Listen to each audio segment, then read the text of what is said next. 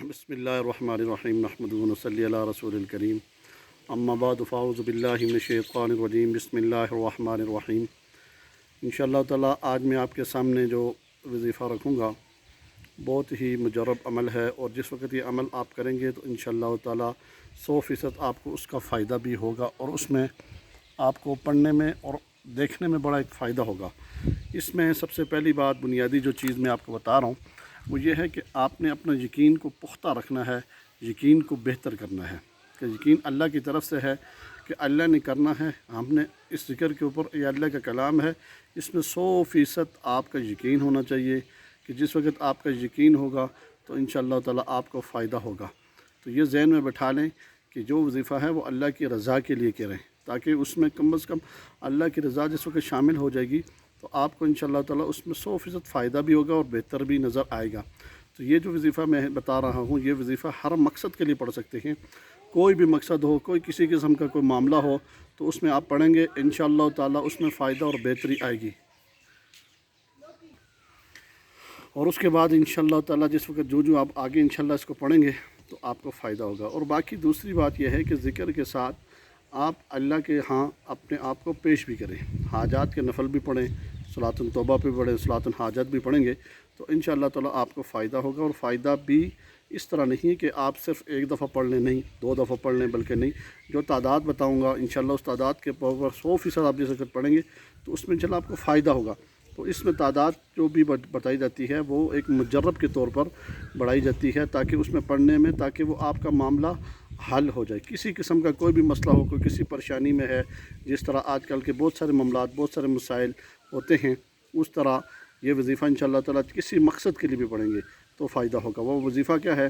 रब्बी आरिनी कैफ़ तुह्यिल मौता, रब्बी आरिनी कैफ़ तुह्यिल मौता। आपने इसको कितना पढ़ना है, इसकी तादाद कितनी है? 313 मरतबा पढ़ना है। पढ़ना कब है? इशा की नमाज़ के बाद पढ़नी है। और इशा की नमाज़ के बाद आप जिस वक्त पढ़ेंगे तो आपका वज़ीफ़े से पहले आप 2 रकात नमाज़ नफ़ल पढ़ लें।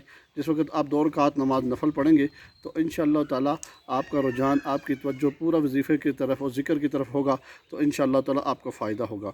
और ज़िक्र जिस वक्त अपने आप को आप वक़फ़ कर लेंगे अल्लाह के लिए। देखें, इंसान पैदा हुआ, अल्लाह ने पैदा किया उसको, ठीक है, पैदा करने वाली अल्लाह की ज़ात है, जो मुश्किलें हैं वो हल करने वाली अल्लाह की ज़ात है, ठीक है। ये बात आप ज़हन के अंदर बैठा लें कि आप जिस वक्त भी कोई भी ज़िक्र करेंगे, कोई भी वज़ीफ़ा करेंगे तो उसमें थोड़ा आपको फ़ायदा हो जाएगा।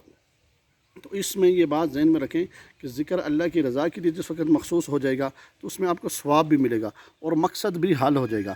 जिस वक्त आप पढ़ेंगे तो आपका मकसद भी हल हो और सवाब भी हो, दोनों चीज़ें हो जाएंगी। एक तीर से 2 शिकार, कहते हैं ना कि एक तीर 2 शिकार। वो कैसे होगा कि जिस वक्त आप अल्लाह की रज़ा के लिए पढ़ेंगे, किसी मकसद के लिए पढ़ना है तो उस मकसद को ज़हन में रखें, वो कोई गलत नहीं है। ये आप वज़ाइफ़ कर रहे हैं तो अल्लाह की रज़ा पहले होनी चाहिए। हाजात के नफल हो गए, सलातुन तौबा हो गई, नमाज की पाबंदी आ गई, क्योंकि ये सारी चीज़ें इंसान की बुनियादी चीज़ें हैं।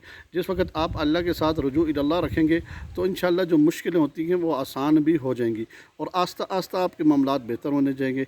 आप ये वज़ीफ़ा जब पढ़ना शुरू करेंगे और एक इशा का टाइम रख लें, इशा की नमाज़ के बाद कितनी दफ़ा? 313 मरतबा रब्बी आरिनी कैफ़ तुह्यिल मौता, 313 मरतबा, अव्वल हर 11 मरतबा दुरूद शरीफ। और उसके बाद असर की नमाज़ के बाद, जिस वक्त असर की नमाज़ के बाद आप पढ़ेंगे, उसमें पढ़ने का तरीका क्या है कि असर की नमाज़ के बाद आप बैठें, असर की नमाज़ पढ़ के थोड़ी देर वहीं बैठे रहें, थोड़ी देर आंखें बंद करें। आंखें बंद करके दिन के जितने भी मामलात होते हैं वो आदमी ज़हन के अंदर रखे कि मेरे साथ क्या हुआ, क्या मामलात हैं, मैं कहाँ तक चला, और वो सारी चीज़ें सामने रखने के बाद फिर असर की नमाज़ के बाद ही आपने ये पढ़ना है। यही वज़ीफ़ा आपने 102 मरतबा पढ़ना है। इशा के बाद 313 मरतबा और असर की नमाज़ के बाद आपने 102 मरतबा पढ़ना है। और पढ़ना रोज़ाना की तरतीब है। इसमें कम अज़ कम 21 दिन तक आपका जो भी मामला हो, जिस तरह का भी मामला हो, जिस तरह की कोई परेशानी हो, और उसके लिए मेरे जो जितने भी सुनने वाले बहन और भाई हैं उसके इनके लिए क्या बेहतर क्या है कि आपने क्या करना है, उसके लिए क्या है कि नमाज़ों की पाबंदी करनी है और नवाफिल जो हाजात के हैं वो आपने पढ़ने हैं, वो छोड़ने नहीं हैं।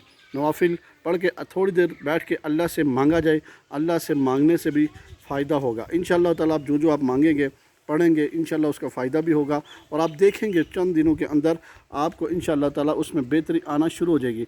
जिस वक्त बेहतरी आना शुरू हो जाएगी तो फिर आस्ता आस्ता आपके मामलात बेहतर हो जाएंगे। जितना आप अल्लाह के साथ अपना ताल्लुक़ रखेंगे, जितना आप अपने अल्लाह के साथ अपना रुझान रखेंगे, तो इंशाल्लाह आपको फ़ायदा भी होगा। और आप जो पढ़ेंगे, आप निकलेंगे तो आपका ताल्लुक़ अल्लाह से ख़ुद ब खुद बढ़ना शुरू हो जाएगा। तो इंशाल्लाह ताला इस तरतीब के साथ करेंगे तो इंशाल्लाह फ़ायदा होगा। और इंशाल्लाह ताला ये मेरा जितने भी बहन भाई और जितने भी वीडियोज़ मेरे देख रहे हैं उनसे गुजारिश है कि इसको शेयर भी करें और सब्सक्राइब भी ज़रूर करें।